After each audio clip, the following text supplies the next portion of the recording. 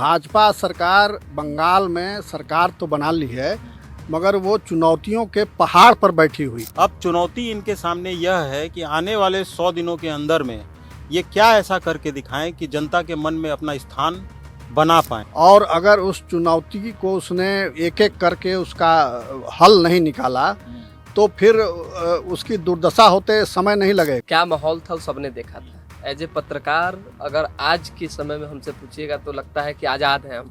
आज़ाद तो अभी सही था, मतलब थोड़ा चोरी चमारी ज़्यादा होता था। बंगाल में जो पार्टी राजनीति में सत्ता से हटती है वो विलुप्त प्राय हो जाती है। अभिषेक बनर्जी जिस तरीके की गीदड़ भभकी दे रहे थे, जिस शब्दों का प्रयोग कर रहे थे, जेल जाएंगे अभिषेक बनर्जी। देखिए, इस तरह के जो लोग हैं, चाहे वो राजनीति में हो या ना हो, अगर अवैध तरीके से धन अर्जन कर रहे हैं, किसी गलत चीज में संलिप्त हैं, तो 100% कार्रवाई होनी ही चाहिए। तो लगातार पिछले 15 सालों से यहाँ के लोग त्रस्त थे। यहाँ पे उपद्रव जो था, चुनाव के पहले, चुनाव के बाद, चुनाव के बीच में जो हिंसा हुआ करती थी, उसके ऊपर कैसे लगाम लगाएंगे।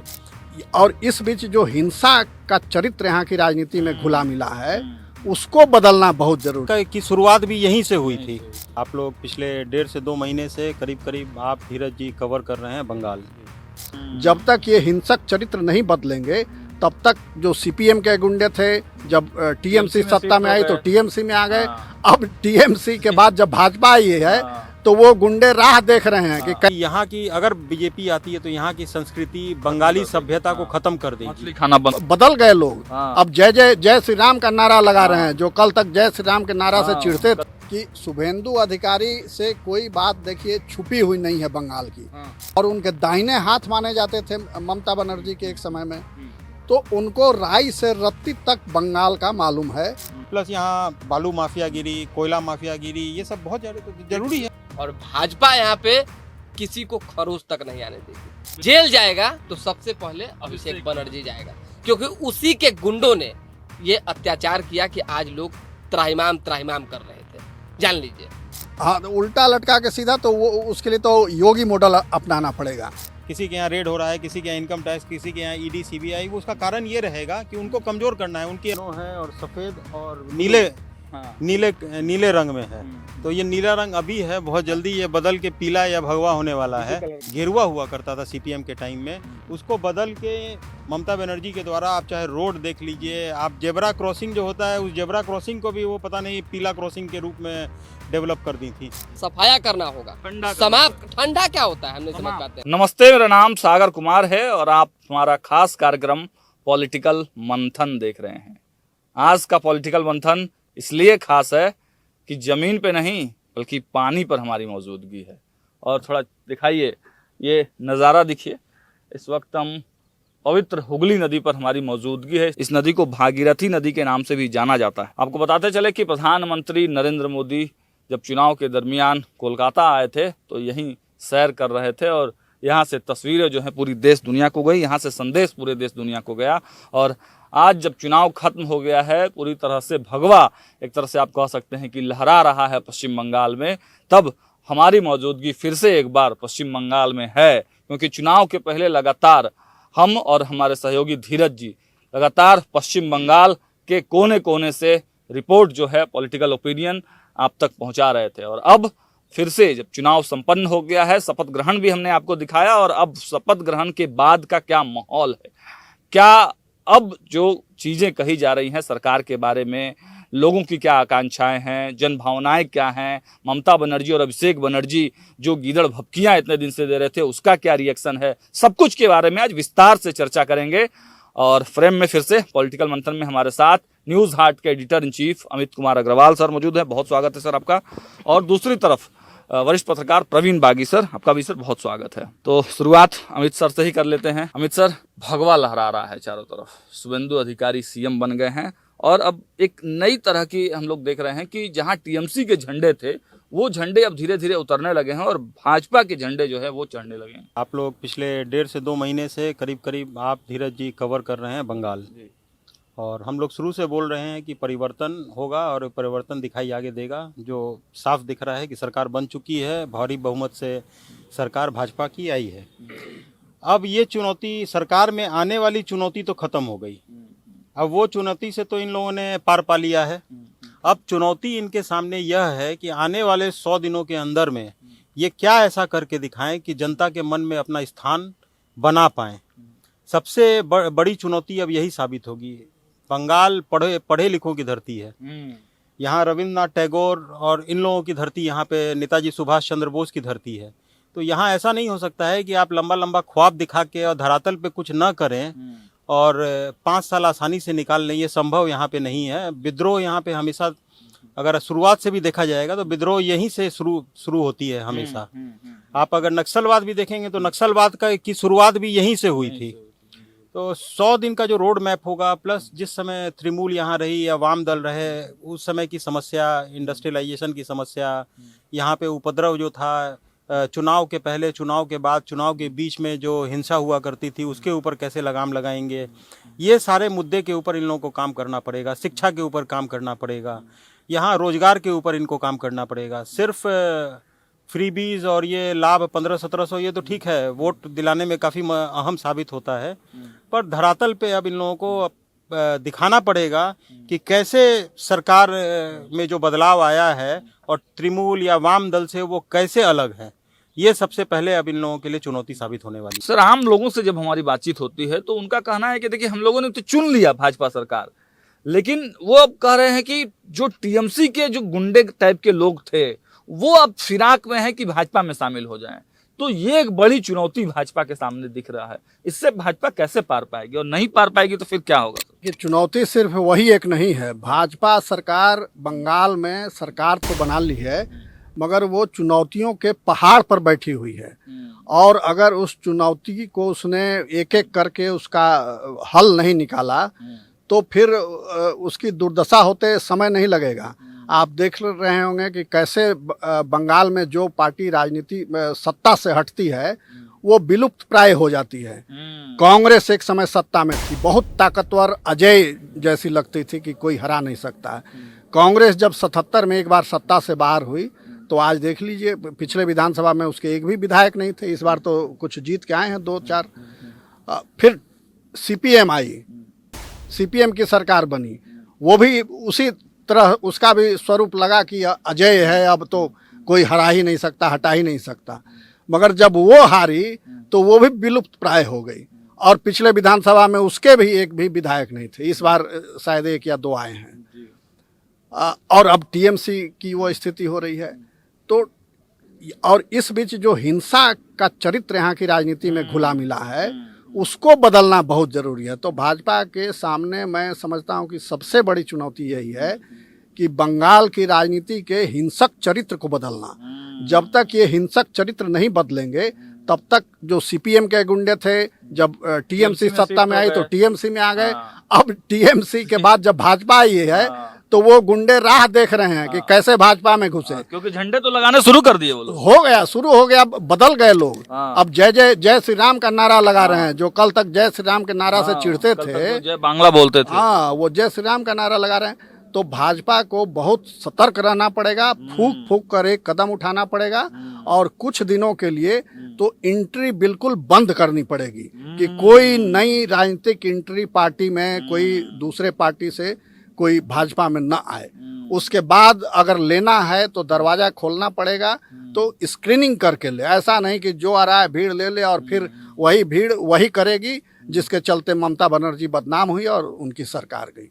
तो ये सबसे बड़ी चुनौती है कि रक्त चरित्र जो यहाँ का है, जो राजनीतिक चरित्र बन गया है, उसको बदलना और गुंडों को राजनीति से बाहर करना, राजनीति का सब को स्वच्छ बनाना, उसका शुद्धिकरण करना। ये 2 काम बहुत प्राथमिकता के आधार पर करना है। बंगाल में खास कर देखा गया है सर, जैसे दूसरे स्टेट हो गए, झारखंड है या फिर साउथ के स्टेट हो गए, महाराष्ट्र है, उससे इतर है बंगाल। बंगाल में संस्कृति, उनकी पहचान एक धरोहर के रूप में है सर। आज भी अगर पूरा बंगाल आप अगर घूमने जाएंगे तो हिस्टोरिकल प्लेस, पुराने जो जगह हैं, उनको संभाल के रखा जा रहा है। जैसे आप अगर हमारे बिहार में देखेंगे, बिहार में कोई पुराना धरोहर अगर है तो उसको बिल्कुल भी सरकार की ऐसी कोई मंशा अभी तक तो नहीं देखने को मिली। जब मुख्यमंत्री अभी सम्राट चौधरी हुए, इनके पहले तक देखने को बिल्कुल नहीं मिली कि उस धरोहर को धरोहर के रूप में संभाल के रखा जा सके सर।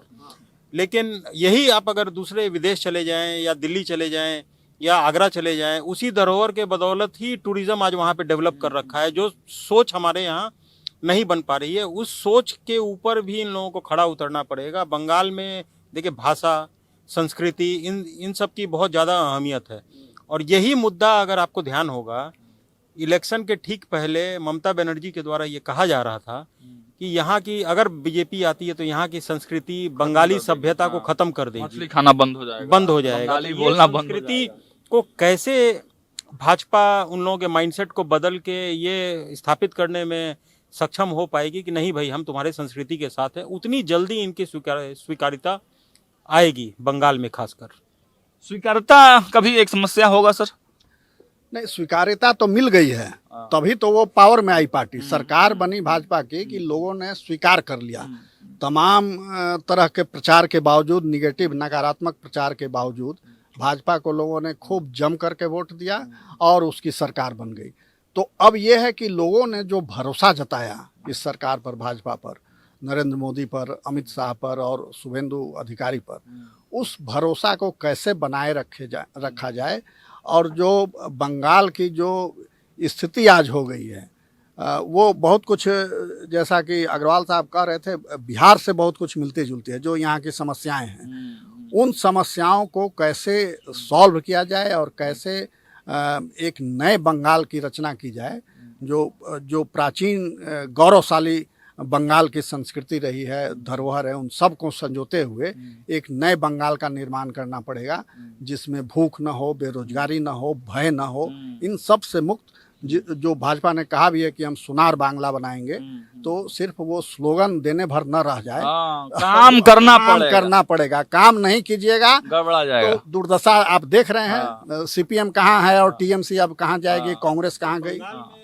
स्कोप भी बहुत है। अगर आप देखेंगे तो पूरे भारत में जितने भी राज्य हैं, उनमें एक दो ही ऐसे राज्य हैं जहाँ पे सारी व्यवस्था उपलब्ध है। जैसे बंगाल को अगर देखा जाएगा तो बंगाल में नदी है, बंगाल में समुद्र है, बंगाल में पहाड़ है। बंगाल 3-3 देशों के राज्यों से बॉर्डरिंग एरिया वहाँ से टच करते हैं। जैसे आप देखिए तो ऑलमोस्ट मान के चलिएगा तो भूटान टच करता है, बांग्लादेश टच करता है, नेपाल टच करता है, उसके बाद पहाड़ है, हिल स्टेशन है।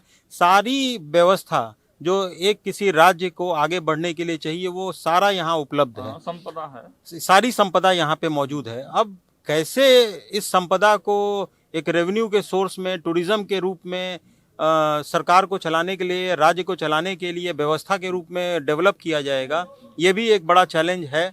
और ऐसा लगता है कि भाजपा को बहुत ज़्यादा चुनौती इसमें नहीं आएगी, क्योंकि अब इंडस्ट्रियलिस्ट भी जो रहे हैं, उद्योगपति हैं, वो भी यहाँ पे आने का सोच सकते हैं। बड़ी बड़ी इंडस्ट्री यहाँ पे आएगी तो रोजगार मिलेगा और काफ़ी संपन्न होने की संभावना दिखाई देती है।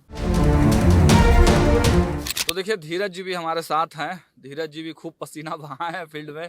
धीरज जी, एक नारा दिया गया है दिलीप घोष के तरफ से, सबका साथ, सबका विकास, सबका हिसाब। ये क्या है? हिसाब किताब तो होना चाहिए, क्योंकि जब हम चुनाव से पहले आए थे, आप भी थे, क्या माहौल था वो सबने देखा था। एज ए पत्रकार अगर आज के समय में हमसे पूछिएगा तो लगता है कि आज़ाद हैं, हम आज़ाद तरीके से बोल सकते हैं, पत्रकारिता कर सकते हैं। एज ए पब्लिक पूछिएगा तो सुकून में है।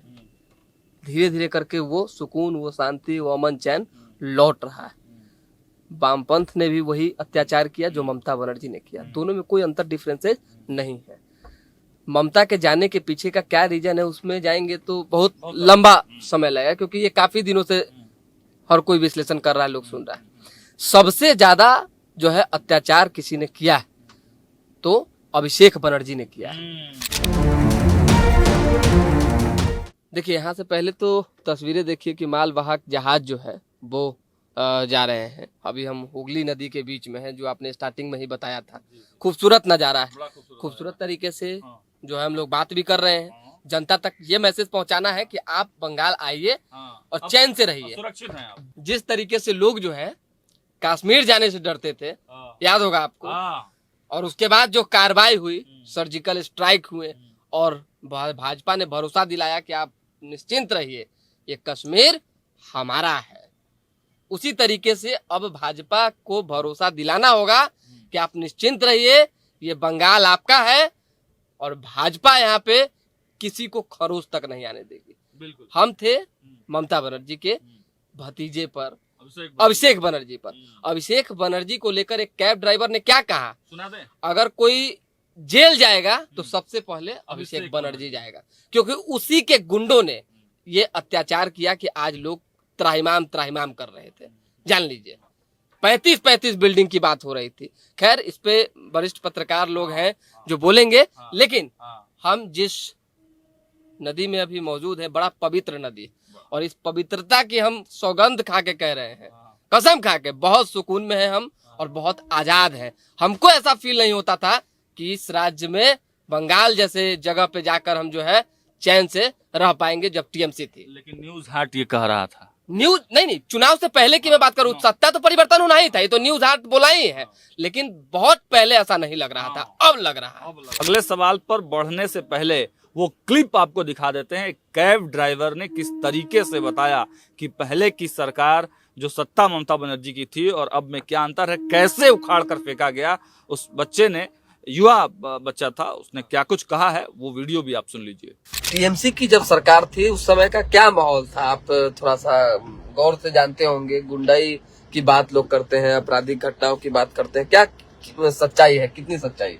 सच्चाई ये है कि टीएमसी के जो कार्यकर्ता थे और जो उनके जो पाले हुए जो गुंडे थे वो खुलकर जीने नहीं देते थे। आम लोगों को किसी भी चर्चे पे सवाल की जाए, जैसे रोड टूट रहा है, रोडें नहीं बन रही, अगर आप एक नागरिकता के हिसाब से अगर कभी पूछ लें कि भैया रोड क्यों नहीं बन रही, तो अगले दिन आप जेल के अंदर होंगे। अच्छा, मतलब मुझे डेमोक्रेसी खतरे में। हाँ, मतलब इस तरह का दादागिरी था, इस तरह का था। और ऐसा है कि जैसे देखिए हम हिंदू समाज से हैं, मैं गर्व करता हूँ कि मैं हिंदू फैमिली में जन्मा और हिंदुस्तान में जन्मा, तो मेरा तो एक फ्रीडम ऑफ स्पीच है ना सर। बिल्कुल बोल बिल्कुल सकता हूँ, बिल्कुल, मुझे संविधान अधिकार देता है, बिल्कुल। लेकिन अगर मैं चिल्लाऊं जय श्री राम, तो कल को चाहे मैं यहाँ नहीं होऊंगा, हो सकता है मैं बंगाल से ही गायब हो जाऊँ, ये डर था। लेकिन आज बीजेपी आने के बाद हमें इस बात का डर नहीं है कि अगर मैं कल को जय श्री राम चिल्लाऊं तो मुझे लगता है कि अगले जगह से कोई जय श्री राम चिल्लाएगा। देखिए अभी हम हुगली नदी में हैं और बोट के ऊपर बैठे हुए, ये कोई आम बोट नहीं है, समझ जाइए, ये कोई आम नाव नहीं है, बहुत खास है। और इस बंगाल के लिए भी, बंगाल चुनाव की राजनीति से जुड़े कई किस्सों के लिए भी, क्योंकि देश के प्रधानमंत्री नरेंद्र मोदी जो है इसी बोट पर चढ़ के, इसी नदी से उन्होंने प्रचार किया, पूरे बंगाल सहित देश को मैसेज दिया। और आज भाजपा के पास बंगाल है। बोट के जो मालिक हैं उनसे हम बात करने की कोशिश करेंगे। दादा, प्रधानमंत्री इसी बोट पे बैठे थे? जी, इसी बोट पे? इसी बोट कब? पे। तारीख तो हमको इसी चुनाव में ना? इसी चुनाव में। इसी चुनाव में इसी कौन चुनाव। वोट को खेव रहा था? गौरंग विश्वास। अच्छा, गौरंग विश्वास। विश्वास कितने देर रहे होंगे इस नदी में? वो आधा घंटा का मैं था। आधा घंटा? आधा घंटा पूरा मतलब कि जनता होगी, आसपास की पब्लिक होगी, पूरा भीड़ होगा? पूरा भीड़ हो गया। अब सरकार बदल गई, कैसा लग रहा है? अच्छा लग रहा है। अच्छा लग रहा है। अच्छा लग रहा पहले की सरकार में और अब में क्या लगता है, क्या अंतर होगा? देखिए पहले वाला जो था वो भी सही था, मतलब थोड़ा चोरी चमारी ज्यादा होता था। चोरी चमारी ज्यादा होता। ज्यादा अच्छा, था। मोदी कैसे नेता है? अच्छा ही नेता है। अच्छा नेता देश है। के लिए अच्छा ही है। देश के लिए अच्छा है। अच्छा है। और यहाँ के लिए भाजपा ये भी अच्छा है। अच्छा है। हाँ, अच्छा, अब मोदी जी जब आए थे हाँ। तो कितनी नाव चली थी, कितने 7 बोट चला था। अच्छा, 7 और बोट। इस पे मोदी जी थे? इसमें ये हमारा नाम पर लाइसेंस है। अच्छा, आपके नाम पे क्या नाम है आपका? आपका हमारा नाम है मोहम्मद अली। मोहम्मद अली। अली अच्छा, मोहम्मद अली के बोट पे मोदी जी चढ़े? चढ़े थे। अच्छा, तो देखिए मोहम्मद अली है और इसी बोट पर जो है प्रधानमंत्री ने चुनावी सफर किया था और चुनाव प्रचार हुए थे। तो आपने सुन ही लिया कि कितना खास वोट है ये। तो देखिए इसी वोट में प्रधानमंत्री नरेंद्र मोदी बैठकर बंगाल की सियासत को माप रहे थे, भाप रहे थे। और अब जब चुनाव फाइनली भाजपा यहां से जीत चुकी है प्रचंड बहुमत के साथ, तो हम भी इसी वोट से आपको जो है ये तस्वीरें दिखा रहे हैं। यह अपने आप में गौरवान्वित करने वाली तस्वीरें हैं, अपने आप में ऐतिहासिक तस्वीरें हैं। धीरज जी, क्या लग रहा है? जो हवा है वो बड़ी आजाद सी बह रही है। फिजाएं जब बदलती है, चिड़िया जब पिंजरे से आजाद होता है तो कैसा लगता है उसको? वही सुकून हमको भी, आपको भी, सबको लग रहा है। तो है काफी सुहाना हो गया। हमारे पैनलिस्ट सर भी खड़े हो गए हैं, तो बारी बारी से बात कर लेते हैं। सर, प्रधानमंत्री नरेंद्र मोदी भी इसी नाव से सफर उनको किए और संदेश दिया कि कोलकाता और पश्चिम बंगाल की जनता उनको वोट दे, और लोगों ने साथ समर्थन दिया है। तो आपने पहले ही कह दिया कि बड़ी चुनौती तो है, लेकिन शुभेंदु अधिकारी, भरोसा है, विश्वास है, कर लेंगे? उसके पहले मैं ये कहना चाहूँगा कि जब ये आपके बोट चालक ने बताया कि मोदी जी इसी बोट पर सैर किए थे, तो मुझे लगा कि मैं बड़ा सौभाग्यशाली हूँ कि उस बोट पर मुझे भी सैर करने का मौका मिला। और इसके लिए आपकी पूरी टीम को धन्यवाद कि आपने ये मौका दिया। जहाँ तक मोदी जी की खासियत जो है, मोदी जी सिर्फ भाषण दे करके ही अपनी बात कन्वे नहीं करते हैं। मोदी जी कई और दूसरे तरीकों से भी जनता तक अपनी बात पहुंचा देते हैं, अपना मैसेज पहुंचा देते हैं। तो ये जो बोट यात्रा थी उस हुगली नदी में, वो भी एक तरह का मैसेज था। और इससे उन्होंने पूरे इस जो बोट चलाने वाले लोग हैं, यहाँ स्टीमर चालक हैं, उनके स्टाफ हैं, सबको संदेश दिया। और अगल बगल पूरे, मुझे याद है वो विजुअल मैंने देखा था, पूरी भीड़ थी उनको देखने के लिए। और मोदी जी हाथ हिला रहे थे, कभी किसी से कुछ बात कर रहे थे, तो वो बड़ा एक अलग अंदाज था। और ठीक उसी तरह जैसे उन्होंने एक बार झाल मुढ़ी खा करके मैसेज दिया। तो इस तरह के मैसेज से उन्होंने टीएमसी की मजबूत सरकार को बिल्कुल उखाड़ कर फेंक दिया। एकदम ठीक शब्द आपने इस्तेमाल किया। तो अब चुनौती जो शुभेंदु अधिकारी के सामने है कि शुभेंदु अधिकारी से कोई बात देखिए छुपी हुई नहीं है बंगाल की, क्योंकि वो 2019-20 तक टीएमसी के बहुत सक्रिय सदस्य थे, मंत्री रहे उस सरकार में, और उनके दाहिने हाथ माने जाते थे ममता बनर्जी के एक समय में। तो उनको राई से रत्ती तक बंगाल का मालूम है। और दूसरे की टीएमसी सरकार ने क्या क्या गड़बड़ियां की, कैसे शासन में अत्याचार हुए, ये सारी बातें उनकी जानकारी में है। तो अब उनको मौका मिला है उनको गलतियों को सुधारने का, उस अत्याचार के जो दोषी हैं उनको सजा देने का।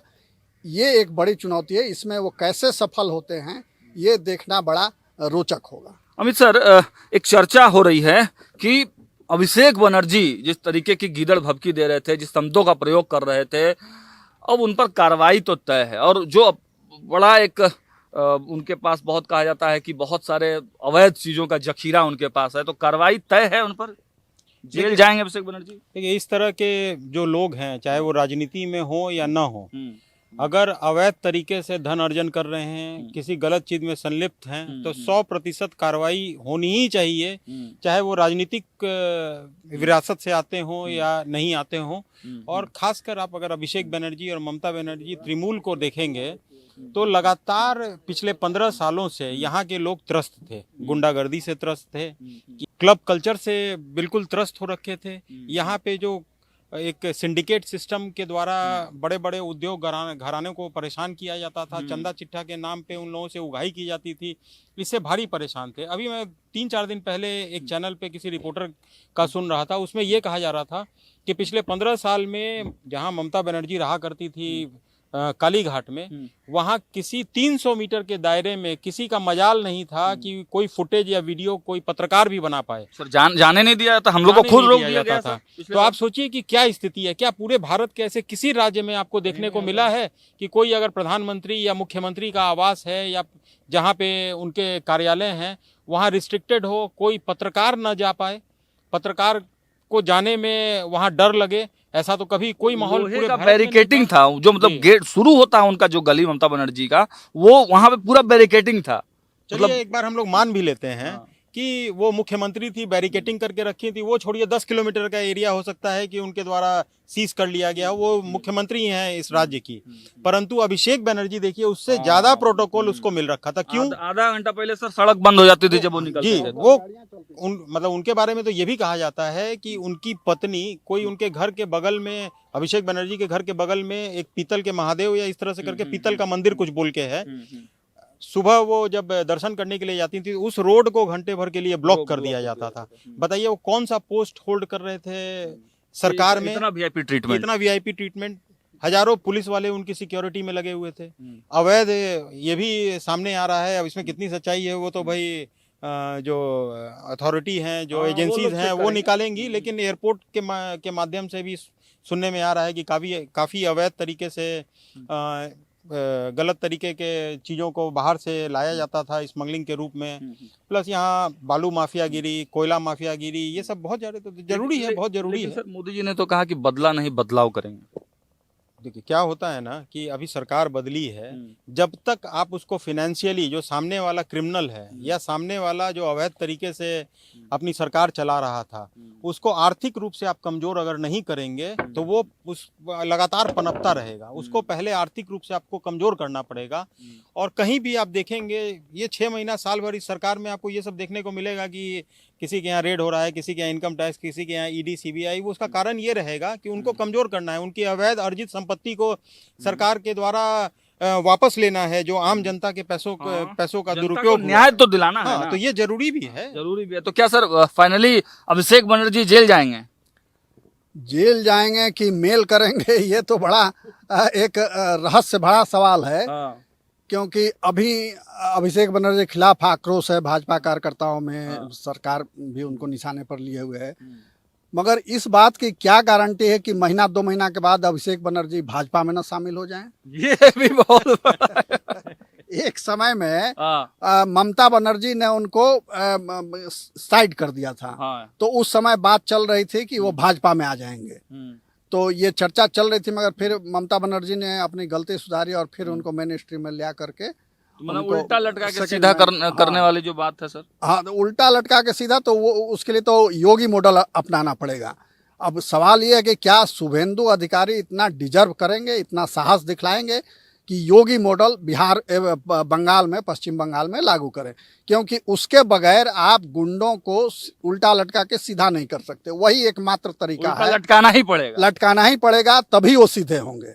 तो ये साफ मैसेज देना पड़ेगा उनको। और इस रास्ते में जो भी आएगा हाँ। उसको एक समान ट्रीटमेंट मिलेगा, ये सुनिश्चित करना पड़ेगा। तभी बंगाल की जनता ने जो भरोसा पर जताया है उसके प्रति सच्ची आपकी निष्ठा होगी और आप ईमानदारी से अपनी जो बातें हैं, अपना आपका जो वादा है, उसको आप निभा पूरा पाएंगे। करते हुए दिखाई देंगे। चलिए, तो एक चीज और बंगाल के बारे में और रोचक चीज है हाँ।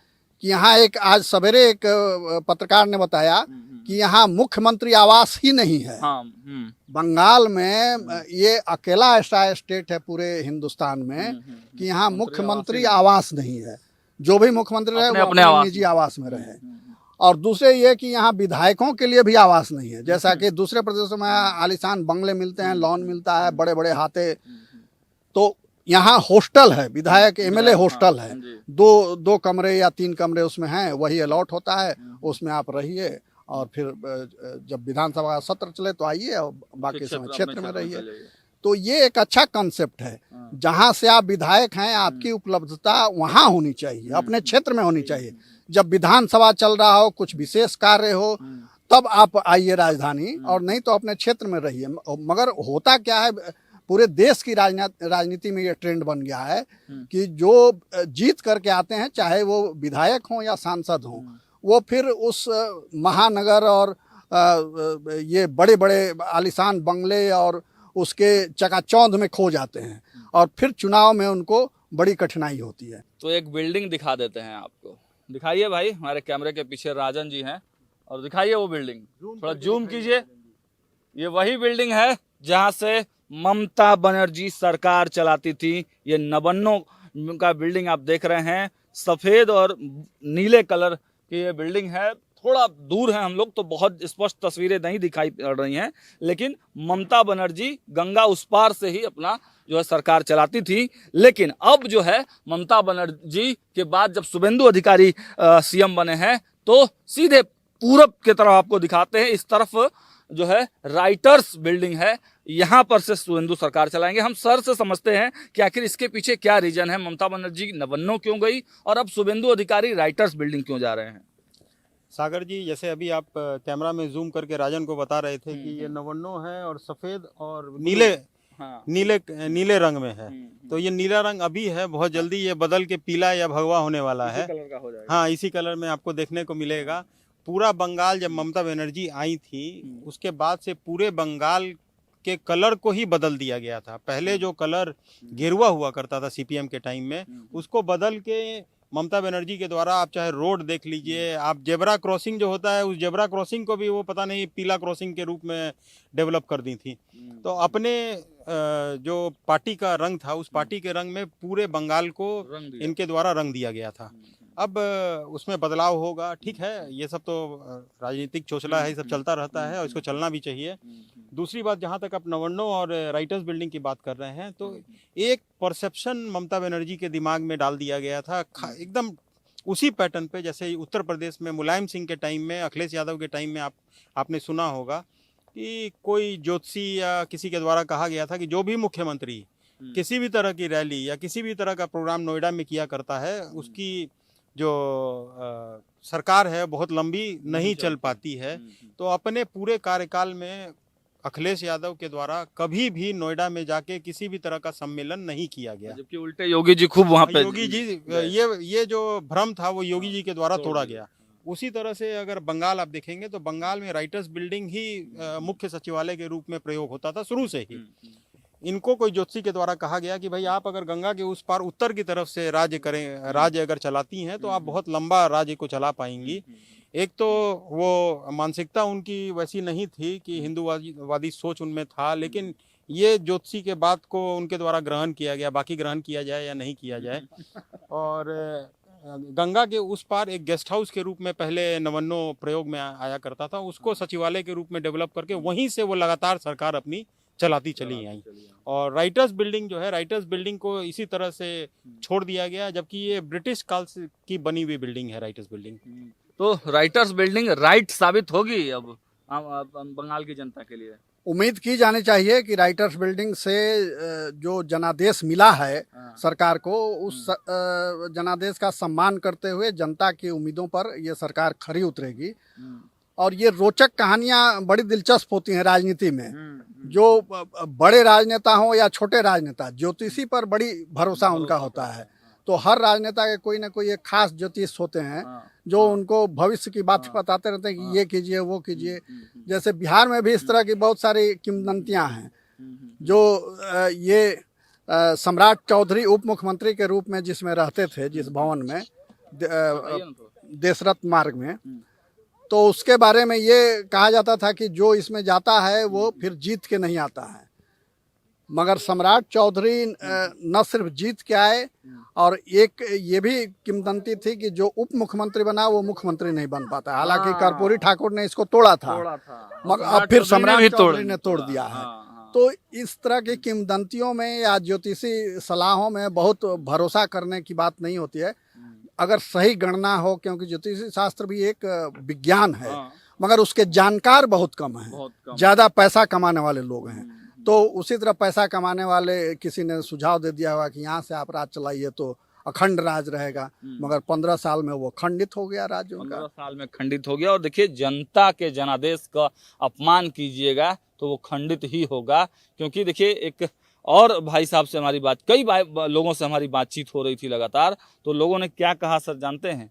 उन्होंने कहा कि 2021 में भी अगर इस तरह की व्यवस्था की गई रहती तो भाजपा 2021 में ही सरकार में आ जाती। वोट चोरी असल में भाजपा ने नहीं बल्कि टीएमसी के गुंडों ने वोट चोरी किया है, बूथ लूटा है। भवानीपुर के कुछ लोगों से सर मेरी बातचीत हो रही थी, लोग कह रहे थे कि पता चल जाता था टीएमसी के लोगों को कि इस घर के लोगों ने वोट नहीं दिया है तो माफीनामा लिखवाया जाता था, माफी लिख के दीजिए कि गलती से भटक के हम दूसरे को वोट कर दिए हैं, तब माफ किया जाता था। ये हालत था सर बंगाल में। आप एक चीज बताइए सर, अभिषेक बनर्जी लगातार आज भी कुछ ट्वीट उनके द्वारा किया गया है कि आप वीडियो रिलीज कीजिए, सीसीटीवी फुटेज रिलीज कीजिए। 2021 में जो सरकार बन के आई उस समय भाजपा के द्वारा भी यही सेम डिमांड किया गया था कि यहाँ वोट चोरी हुई है, इन लोगों के द्वारा बूथ कैप्चरिंग, गलत वोटिंग कराया गया है। क्या उस समय अभिषेक बनर्जी या टीएमसी आगे आके वो सीसीटीवी फुटेज ये सब उपलब्ध कराई? नहीं कराई। आप अभी कहाँ डिमांड कर रहे हैं? अभी तो आप देख रहे हैं पैरामिलिट्री फोर्स, सेंट्रल फोर्सेस के संरक्षण में पूरा चुनाव हुआ है, जिसके ऊपर पूरे भारत में कोई सवाल नहीं उठा सकता। अगर आप केंद्रीय बल के ऊपर सवाल उठाते हैं, तो फिर बॉर्डर पे जो हमारे सिपाही मौजूद हैं, हमारे फोर्स मौजूद हैं, आप तो उनके ऊपर भी सवाल उठा रहे हैं। बिल्कुल। तो आप देश की कोई संवैधानिक संस्था का मान रखेंगे या नहीं रखेंगे, या सारी की सारी संवैधानिक संस्था के ऊपर सवाल ही उठाते रहेंगे? हमारे एक और भी भाई साहब से बात हो रही थी सर, उन्होंने कहा कि 207 का आंकड़ा लूटपाट से नहीं आ सकता है। बिल्कुल। लूटपाट अगर हुआ रहता तो थोड़ा बहुत इधर उधर होता, थोड़ा बहुत इधर उधर मान लीजिए डरा के धमका के, लेकिन 207 का आंकड़ा ये जनता का क्लियर जो है वो मैंडेट है भाजपा को। बिल्कुल, ये तो दिख ही रहा है, मगर अब कुछ लोग ऐसे होते हैं जो समझते हैं कि राज करना हमारा जन्मसिद्ध अधिकार है, कोई दूसरा राज नहीं कर सकता। वैसे लोग में ममता बनर्जी का भी नाम शुमार हो गया है। आपने देखा होगा कि जब परिणाम आ गए तो उन्होंने कह दिया कि मैं इस्तीफा नहीं दूंगी, मैं ही मुख्यमंत्री हूँ, वोट चोरी करके ये सरकार इनकी बन रही है, और उन्होंने नहीं इस्तीफा दिया, सरकार बर्खास्त करनी पड़ी। और अभी भी वो कह रहे हैं कि वोट चोरी हुई है। जो राहुल गांधी कह के पूरे देश में घूमते रहे, कुछ नहीं हो पाया। SIR का मुद्दा लेकर के बिहार में उन्होंने तूफान खड़ा करने की कोशिश की, फ्लॉप हो गया। वही सब चीजें जो औजार भोथरे साबित हुए, जिनको रिजेक्ट कर दिया जनता ने, वही सारे तर्क और वही हथियार लेकर के ममता बनर्जी बंगाल चुनाव में उतरी थी। तो यहाँ भी जनता के आगे उनको मुंह की खानी पड़ी। न SIR में कोई सामने आया कि हमारे वोट काट देंगे, इक्का दुक्का गलतियां हुई होंगी, इससे इनकार नहीं किया जा सकता, मगर कोई बड़े पैमाने पर कोई समूह ऐसा सामने नहीं आया जो कहे कि हमारा वोट काटा गया। इतने लाखों लाख वोट काटे गए, तो अब तक तो विद्रोह की स्थिति होनी चाहिए। कैमरे पर हम लोग लगातार पूछ रहे थे, वो लोग बोलते कोई SIR मुद्दा नहीं है। धीरज जी, भ्रम टूटेगा अब? भ्रम तो ऐसा टूटेगा कि 7 पुश्त देखेगा। आप टेंशन काहे ले रहे हैं? भ्रम का टूटना एकदम जरूरी था। हाँ, अरे बपौती नहीं ना है जी, ये तो लोकतंत्र का बात है। वोट पड़ता है, लोग जीतते हैं और उस हिसाब से सरकारें चलती है। खैर, यहाँ जो हुआ सो सबने देखा, अब जो होगा वो भी सभी लोग देखेंगे। बात माफियाओं को शांत करने की जब चुनौतियों की सर कर रहे थे, तो चुनौतियां, सही बात है कि ऐसे जो है नहीं ठीक ठाक होगा जब तक कि कड़ा एक्शन नहीं होगा। जैसे नीतीश कुमार जब बिहार में आए 2005 के बाद, तो जो बिहार की स्थिति थी वो सबने देखा। आज बिहार बदला। आपराधिक घटनाएं ठीक है, आज भी कहीं कहीं छिटपुट अलग अलग राज्यों में देखने को मिलती, लेकिन माफिया किस्म के लोग तो शांत हो गए ना। नीतीश ने शांत किया, सम्राट चौधरी आए हैं, सफाया कर रहे हैं। उसी तरीके से योगी आदित्यनाथ उधर सफाया कर रहे हैं। बंगाल में भी शुभेंदु अधिकारी को, माफियाओं को का सफाया करना होगा। समाप्त, ठंडा क्या होता है हम नहीं समझ पाते हैं। समाप्त। जिन लोगों ने अत्याचार किया है, जिन लोगों के ऊपर मर्डर के चार्जेज है, जिन लोगों ने भाजपा कार्यकर्ताओं के ऊपर जो है कहीं ना कहीं गलत काम, अत्याचार किया है, उनके साथ मतलब छीन छोरी की है, घर लूटा, घर जलाया, मर्डर किया, उनके ऊपर पूर्णतः कार्रवाई होनी चाहिए और उन्हें जेल भेजना चाहिए। अंतिम टिप्पणी दोनों लोगों से लेंगे सर। ये कारवां अब कहाँ देख रहे हैं अब, क्योंकि पंजाब और उत्तर प्रदेश में चुनाव है आने वाले समय में, तो ये कारवां भाजपा का उधर भी बढ़ेगा? बिल्कुल बढ़ेगा। आप देख रहे हैं कि हलचल अभी से ही चालू हो गया है। उत्तर प्रदेश में अखिलेश यादव घबराए हुए हैं, उधर पंजाब को भी लेके आम आदमी पार्टी में खलबली मच चुकी है। और बंगाल कितना नजदीक अमित शाह और प्रधानमंत्री मोदी के है, इस कल के वीडियो में शपथ ग्रहण के समय जो वीडियो था, आप उससे समझ सकते हैं। अमित शाह के चेहरे पे जो खुशी थी, जो वो खुशी सिर्फ चेहरे की खुशी नहीं थी, ऐसा लग रहा था कि ये राज्य उनके काफी करीब है। अनेक राज्य अमित शाह के स्ट्रेटेजी के अंदर में सरकार इन लोगों के द्वारा बनाया गया है, लेकिन ये अलग कुछ नजारा देखने को मिल रहा है। अंदर से उनका मन जो है गदगद था, प्रफुल्लित था। तो ये अभी सिलसिला लगता तो है कि भाई उत्तर प्रदेश में तो बहुत ज्यादा संशय नहीं दिखता है कि वहाँ काम के योगी आदित्यनाथ के काम के ऊपर आसानी से उनको जीत मिल सकती है, ऐसा दिखाई देता है। एक हम योगी जब बात हुआ है उत्तर प्रदेश का, तो यूपी चुनाव फिर न्यूज हाट कह रहा है कि भाजपा जीतेगी, हर हाल में जीतेगी, योगी आदित्यनाथ के नाम पर, काम पर, हिंदुत्व पर, करे एक्शन पर, लेकिन हर हाल में जीतना है, ये जान लीजिए। आप क्या कहेंगे सर? बिल्कुल कोई विकल्प ही नहीं है वहाँ। अगर जनता दूसरे किसी को वोट देती है तो वो गड्ढे में गिरने जैसा होगा, क्योंकि कोई विकल्प नहीं है योगी का, और योगी ने करके दिखाया है।